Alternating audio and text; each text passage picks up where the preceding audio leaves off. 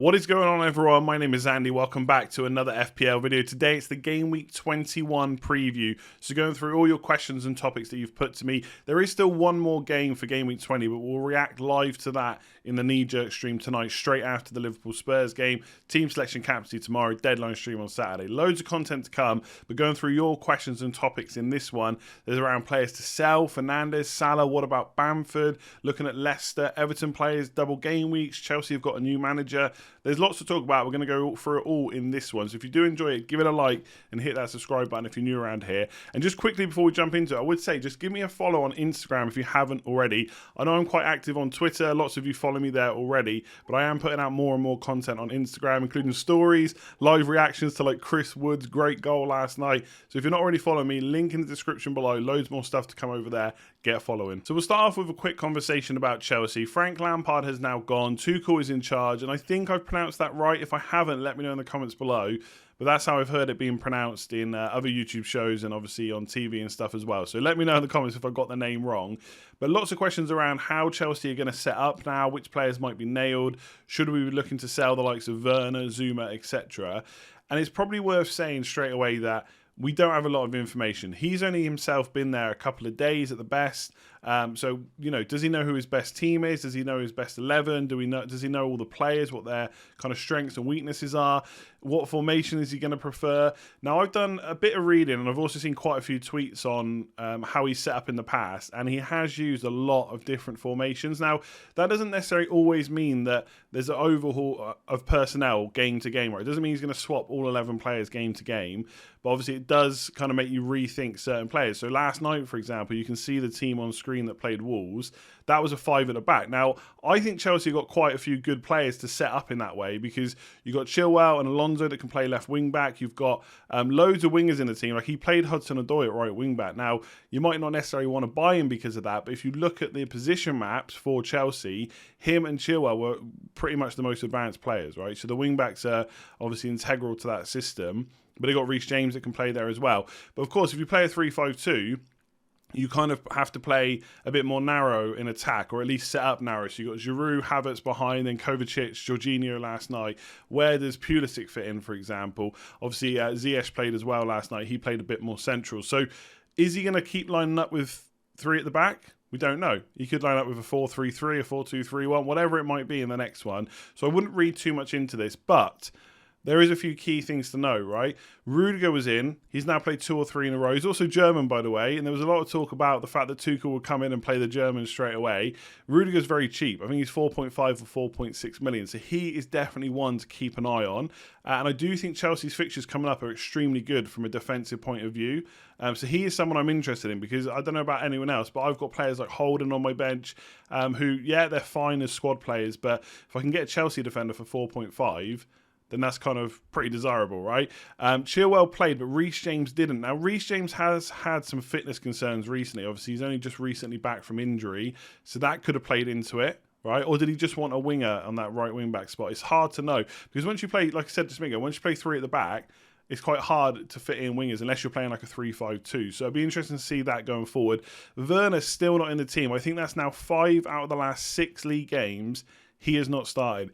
If you've got him, all right, there's everything to say that Tuchel will try and fit him in at some point. Like, why wouldn't you? He's one of their big signings in the summer.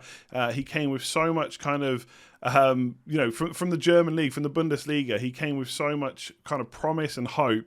It just hasn't worked out. But then you've got Abraham on the bench, Pulisic on the bench, Mount on the bench. These are all players that Chelsea fans want to see. So right now, if I had Zuma, I would be worried.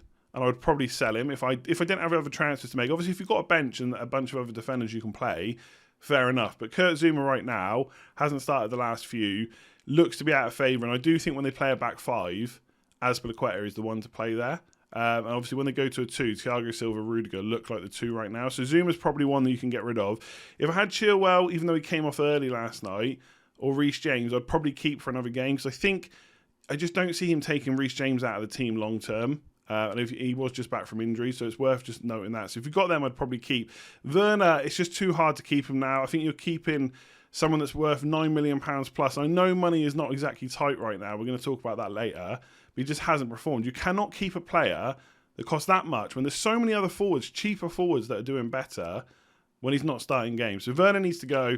I think Zuma probably needs to go. The rest of them I would probably keep for now and just monitor for another game or two and just hope that you get a few starts. But it's interesting to see what he does going forward. But from an FPL point of view, it could be a bit of a nightmare. Loads and loads and loads of questions about double game weeks. Right? When are they coming? You keep talking about Man City having double game weeks. When are they going to happen? Which players should we be targeting and stuff like that, right? This image is not mine. This is from Ben. You've heard me talk about him quite a lot. Ben Krellin, you've got it on screen. That's his Twitter handle. I'll have a link in the description below as well if you want to follow him. He's very close to 100,000 followers, by the way, so make sure you give him a follow. Very well clued up on doubles and blanks game weeks. It's basically how any of us know what the hell is going on, right? There's not many people in the community that understand this as much as he does. And essentially, the colour coding is dark green is home fixtures, light green is away, and then yellow is likely double game weeks and orange is kind of potential, possible double game weeks, right? So I'll just quickly talk you through this a little bit. I'm not going to go into massive detail about this, but like I said, if you want to follow Ben, you can. Obviously, he does transfer planners and stuff like that as well, so make sure to check him out. Game week 26 is the big double game week, right? We know that is pretty much when the next big double game week and the only big double game week for the rest of the season is going to happen. And the reason that will happen is because teams will get through into the FA Cup 6th round, and then the match that they're playing in game week 29 will be a blank game week. So, you know, if Man City get through, whoever their opponent is in 29, that fixture will be off, and then they'll double in 26, right? Now, whether it's likely or possible in 26, I assume that's being based on who he thinks is going to get through to the next round, right? So you think Man City are going to get through to the next round, they'll definitely have a double in 26, etc.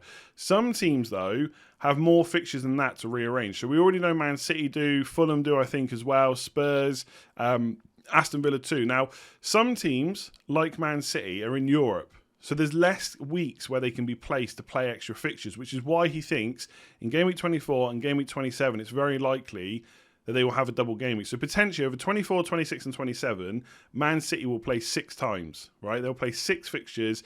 That is why it's so key to have 3 Man City players right now. It's why I move for Gundogan, and it's why, if I need to, I'll get De Bruyne back and happily take a hit to do it, because it's a lot of fixtures for the team that's very good. Now, the fixture on the left for Man City, right, so you can see Man City at the top, is the one they're playing anyway in that week. And then the ones on the right are the potential fixtures that could be rearranged. Now, the key problem for planning for the Game Week 24 one in particular is right now we don't know who it will be. So he's saying it could be Everton or Southampton. So it's all well and good going to buy Everton players, well, they've got another double game week. But if Southampton get put in that slot, then obviously Everton don't play twice. Now, I know a lot of people are going to say, well, do you even need to worry about them playing twice? They're playing Man City. I get that, but obviously they could get points there, even if it's just appearance points plus the other match. That's good, but I don't want to get too much into that right now. And obviously in 26 it's West Ham, then it's one of the other games, so it'll be Everton or Southampton if that didn't get played, or potentially Wolves, which has come from 29. And then whichever one hasn't been played from those two, that should get played in Game Week 27. Now, I will say right now, this is not 100% guaranteed, right? Ben kind of understands fully when the best place to play or to place fixtures is, and a lot of the time the Premier League do the same thing, but it doesn't always work out like that. So none of this is guaranteed, okay? Not yet, anyway. Obviously, we'll hope to get confirmation for the Game Week 24 one in the next few weeks, and Game Week 26 we're going to have to wait till the next round of the FA Cup, basically. So there is a chance that Man City play 6 fixtures in 3 game weeks. Therefore, if you're thinking about bringing Man City players in, given they've got Sheffield United and Burnley, really good time to do it. Now, obviously, Southampton and Everton could have doubles, and, you know, we're going to talk about Calvert-Lewin, James Rodriguez, Luca Dean later on. But once that's confirmed, yes, potentially there are better options. Potentially Southampton are better options as well. It's not really something that I can go into a huge amount of more detail in, because we don't know who's going to double, but the yellow teams in particular for Game Week 26 are more likely to happen. That's because of their FA Cup draws. You'd expect them to get through. So, for example, Aston Villa, they'll play Leeds, which is their Game Week 26 fixture, and then they could play Spurs, Everton, or Sheffield United. Now, Sheffield United, I hope you're following, is their fixture in Game Week 29, which will be a blank if that fixture's called off. In the next round. That actually comes down to whether Sheffield United go through the next round. But it could be Spurs and Everton because they've got those fixtures to rearrange as well. So there's no guarantee for some teams which it'll be. For other teams, it's more clear-cut because they don't have other fixtures to rearrange. It'll be their Game Week 26 fixture plus their Game Week 29 fixture. So Man United, for example, Chelsea away will be one fixture and then Crystal Palace away. So you can start looking at players you might want to target, but I would not. I'll talk about this more at the end, but I would not focus completely on just bringing in double game week players. What I will say, certain teams, Man City, for example, really good to bring in. Spurs as well, so you can see Spurs on here. In Game Week 26, they'll have Burnley, and then one of Villa, Fulham, Southampton. That's a really good double game week, and Spurs have got fixture to rearrange, so it's almost certain that they will have a double game week in 26. So focusing on Man City players, focusing on Spurs players, and I would even argue focusing on Villa players, because their fixtures aren't bad beforehand. They've got Southampton, West Ham, Arsenal, Brighton, Leicester, and then a double game week, which includes Leeds, always give up chances, plus potentially a really good one in Sheffield United. If not, two okay ones in Spurs and Everton. So I think Villa players, given their value, are also worth targeting. So Villa, Spurs, and Man City is kind of where I'm putting my transfers right now. But this is the lay of the land as it stands. None of this is confirmed yet, but hopefully for Game Week 24, we'll find out in the next few weeks. For Game Week 26, we're going to have to wait until the next round of the FA Cup is done. That will be before the Game Week 24 deadline. So the ideal scenario is that you go into Game Week 23 or 24, and then 25 or 26, if you're not wildcarding, with two transfers. So ideally soon, you want to start rolling transfers, getting yourself into a position where you can adapt to these fixture changes. So that's what's happening. Make sure you give Ben a follow on Twitter, link in the description below, and any more info, he'll have it up straight away. And if there is big news on future Game Week preview videos, I'll make sure to talk about it. So there was lots and lots of questions on, is it time to sell, right? And the main three players were Bamford, Fernandes, and Salah. And obviously, Fernandes in particular, because he blanked against Sheffield United. Lots of frustrated people that captained him. Bamford blanked as well against Newcastle. Not ideal. Now, the numbers on screen, I don't want to always put too many numbers on screen because it just gets confusing. So I've picked out a few. The XG per 90 and expected assists per 90 are over 90 minutes, so it's equaled out to what they score if they were to play 90 minutes. But that's for the whole season. And then the last two boxes are shots in the box for the last 6 games, and their expected goal involvement for the last 6 games. And this is all not including penalties, right? So I've taken any penalties out of the stats. Not that you should ignore penalties, right? The fact that players are, all three of these players are on penalties anyway, so that's obviously a plus, but it's also nice to see the numbers without. Now, let's start with Salah. Obviously, depending on when you watch this, I'm recording it before the Spurs versus Liverpool game. But I already said last week I was going to keep him anyway.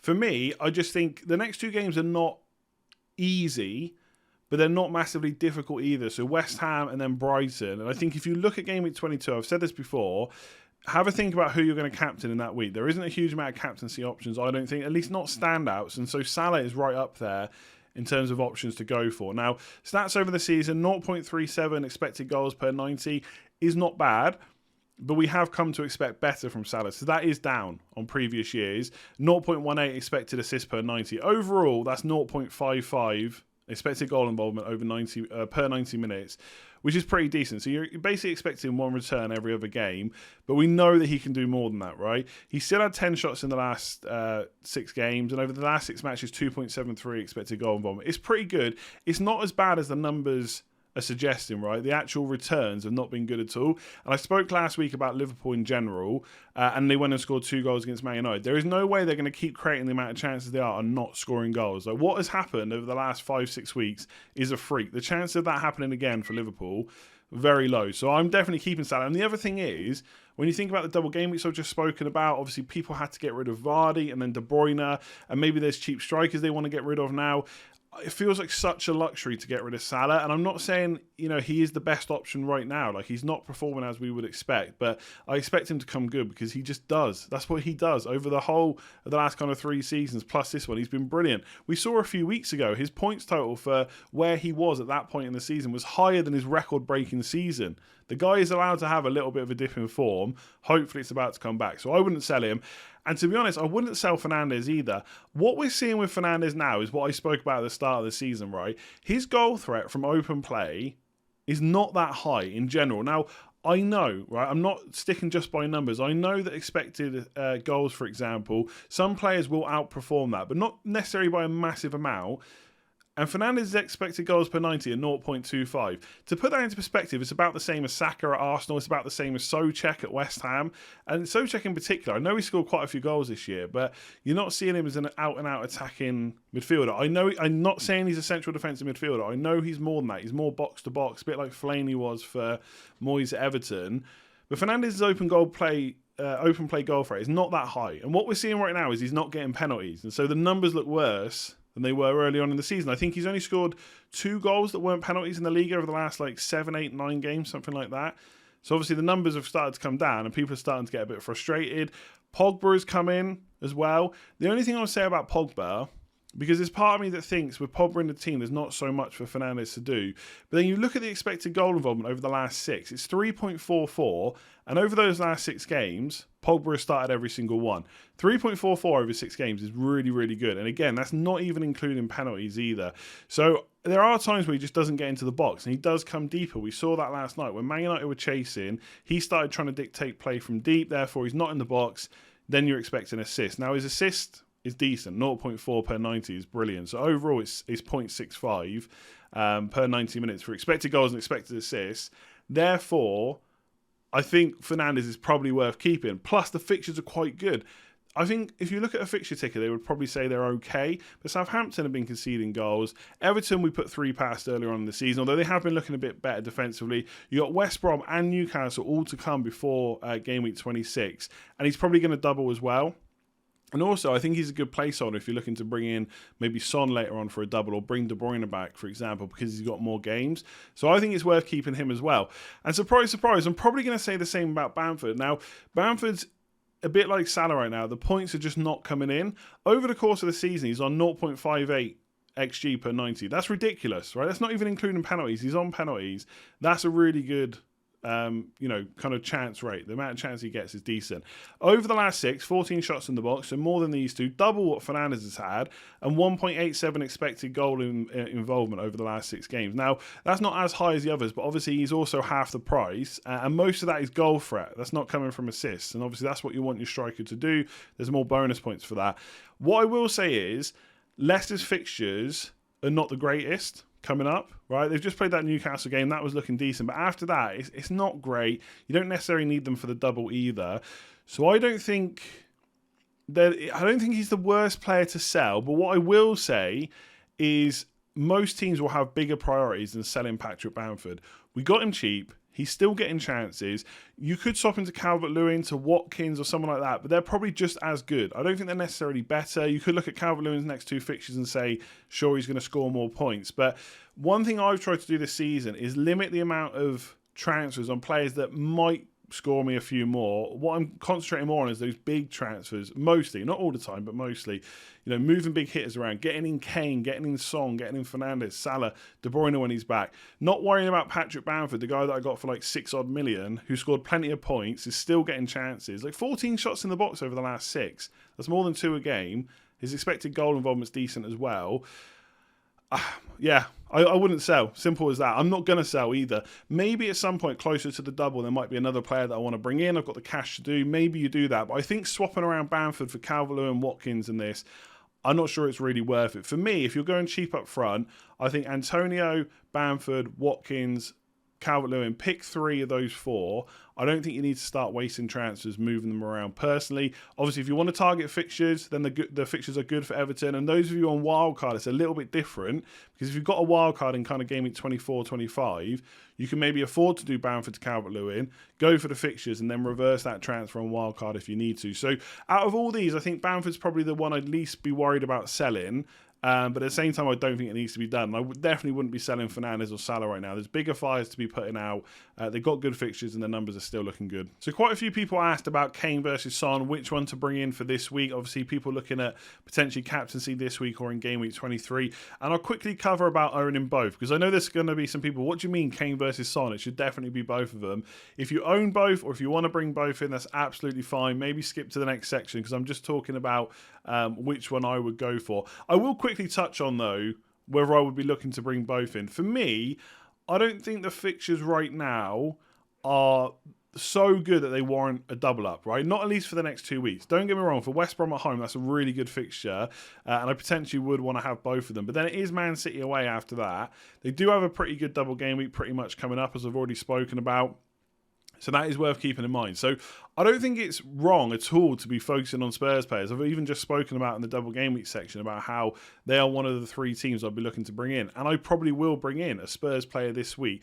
But Brighton away is probably not as easy as it sounds. They're not really a team that concede a huge amount of goals. I could see Spurs scoring maybe 1 or 2, something like that. The only good thing is when Spurs do score, these two are quite heavily involved usually, right? So that's a good thing. Chelsea at home, I think, is quite difficult. I think the way Spurs set up against big teams like Chelsea, Man City, they're trying to defend 1-0 leads. They're trying to nick that goal and then defend it, sit deep. And therefore, I don't think Game Week 22 or 24 is that good.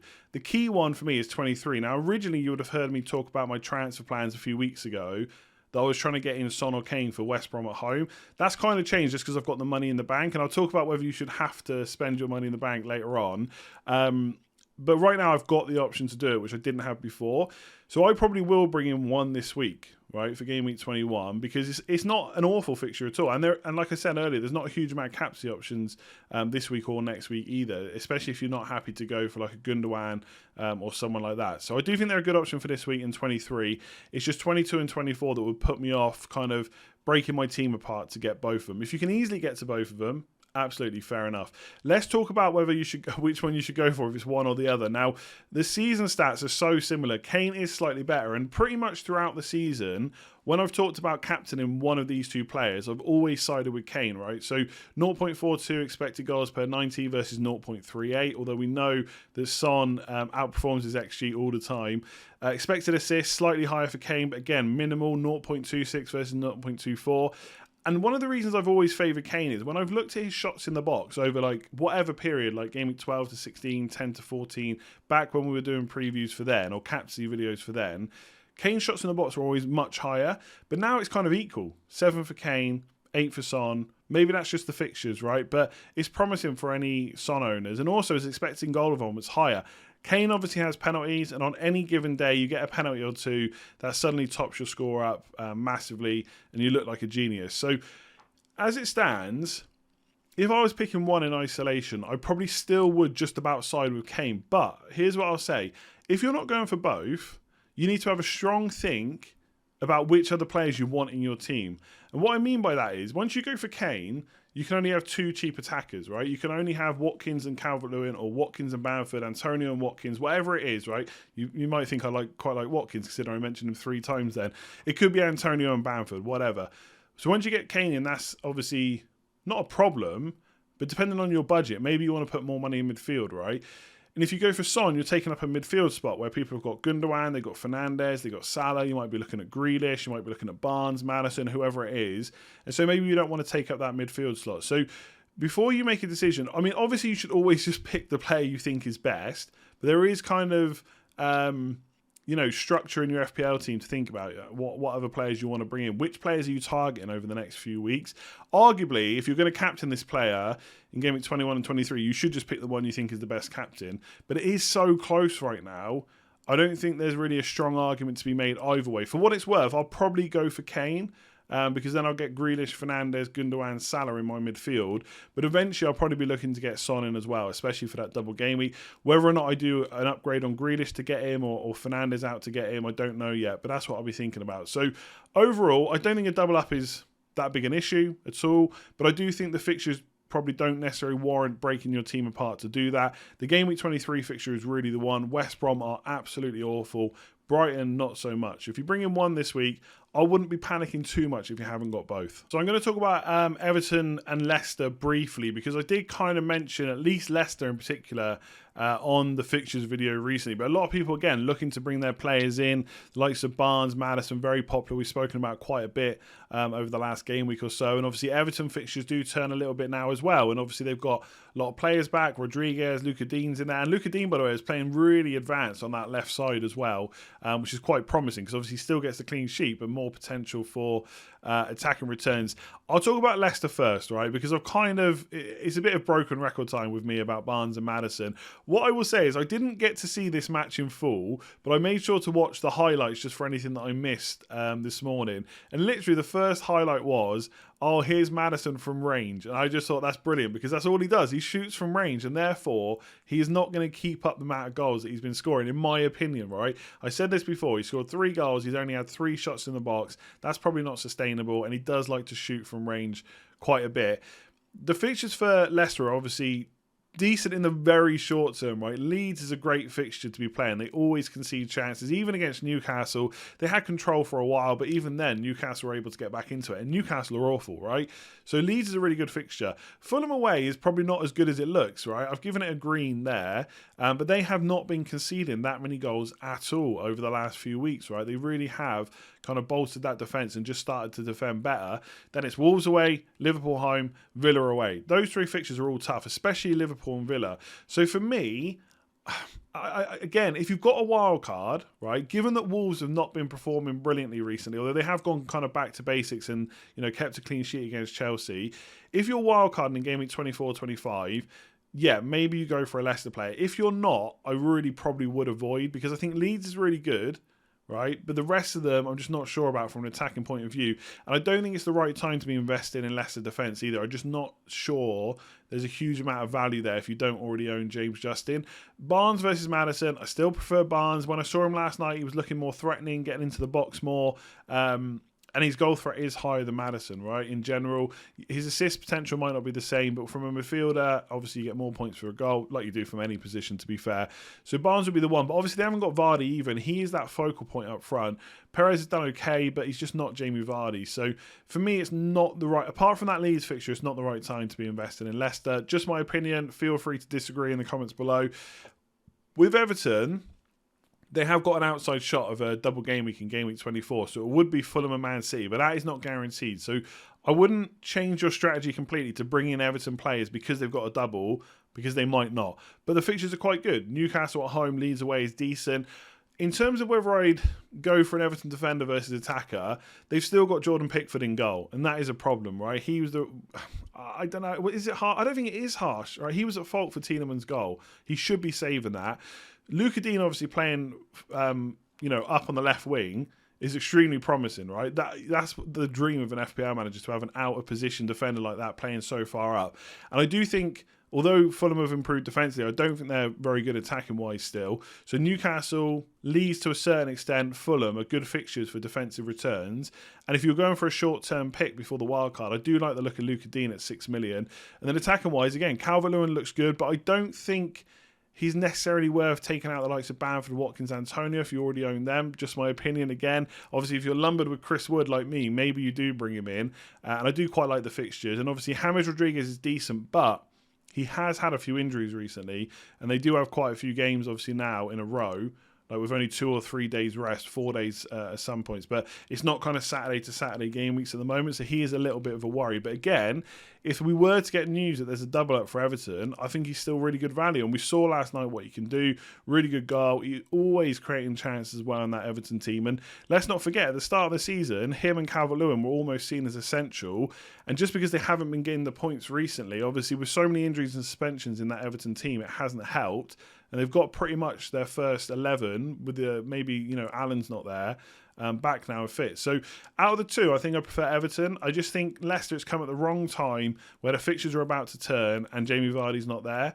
Everton looking a bit promising for me, but I don't think either side, to be honest, is worth tearing the team apart to get him in. I think there's probably bigger priorities out there, especially if you don't own Triple City, for example. Okay, so we'll end with a bit of a Q&A. So should we only target teams with games in hand? So I've kind of already touched on this, but if you look at the fixtures or the teams that are potentially going to have a double from Ben's spreadsheet early on in the video, look, Man City are probably going to have more than one. Therefore, and plus their fixtures are good, right? Sheffield United at home, Burnley away is pretty decent.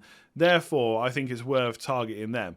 For teams that we don't 100% know if they're going to double in 26, for example, where they're not as likely, it's not necessarily worth targeting them. And same for Aston Villa, right? I think Aston Villa are good buys because I think the fixtures are better than they look. I think they're one of the best teams in the league so far this season from an attacking and a defensive point of view. Forget that Burnley scored 3 goals against them last night. And they're possibly or probably going to have a double in 26. Yes, they also have games in hand, but because Villa aren't in Europe, there's not so much kind of a rush to rearrange them straight away, like before Game Week 26. So outside of most teams, basically outside of Man City, most teams are going to double in 26 or afterwards.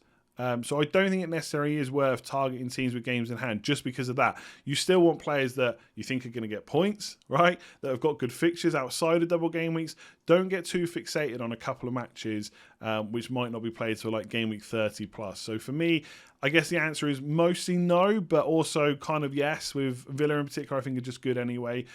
Spurs potentially, but also definitely Man City. When to play the second wildcard? So again, this is not an easy question to give a blanket answer to, just because, like with Game Week 18 and 19, it's going to depend on your team set, right? Game Week 18, we're not seeing anything like it. People used the free hit, people used the wild card, people made no transfers, people just kept their team as it was and took a few hits. It's going to be the same for the second wild card, right? We've been talking a lot about using it in Game Week 24 or 25, so you set yourself up for 26. Now, one of the reasons to use it in 24 potentially is because there might be another double game week, but also you get to roll a transfer into game week 26. So if you don't use one in 25, you have 2 for 26 to kind of adapt or change to whatever's happened in those couple of game weeks to make you change your mind on a few players. But at the same time, if you've got a decent team for game week 26, you could then use it after the double to prepare for the blank and the rest of the season. You could try and get through game week 26, which should be a double, game week 29, which should be a blank, and then use it from game week 30. So if you can use transfers to get your team through the double and then get your team through the blank, and then, okay, it looks in a bad state, well, then you can wildcard in game week 30 onwards and just prepare for the rest of the season. This as well is going to depend on what other chips you got left, right? If you've got free hit and bench boost, it makes a lot of sense to wildcard in 24 or 25, depending on how the fixtures fall for your team and for the doubles. And then bench boost in 26 and then free hit in 29 for the blank, and just manage the rest of the season with transfers, obviously. So there's different ways to kind of play this. Obviously, you know, if you've got some players for game week 24, let's say Everton double, but you don't want them long term, maybe you use all your transfers to get in 3 Everton players. They double in 24, then you wildcard in 25 to get rid of them to prepare for the bench boost in 26. It's going to depend on a lot of what chips you got. Let's wait and see when the fixtures actually fall, and then maybe we can have a bigger conversation about that. What I would say again, just to reiterate, if I had my wildcard, I would not be using it right now unless my team was a massive, massive, massive disaster, because there's going to be much better times to attack fixtures and points than there is in Game Week 21, to be honest. How should we distribute our funds? This is basically coming around because people don't like having money in the bank. Now, I said earlier, I'm probably going to bring in Kane, so I'm probably going to use a lot of the money in my bank, but I'm still going to have like 3 or 4 million left over. Don't worry about it, right? Do not worry about having money in the bank. If you've got a midfield that's got Saka and Gundogan, well, they're performing really well. Saka's only blanked once in the last 6 weeks, for example. Gundogan has shown that he's still going to play forward. He's still going to play central. He's a good pick. He just happens to be cheap.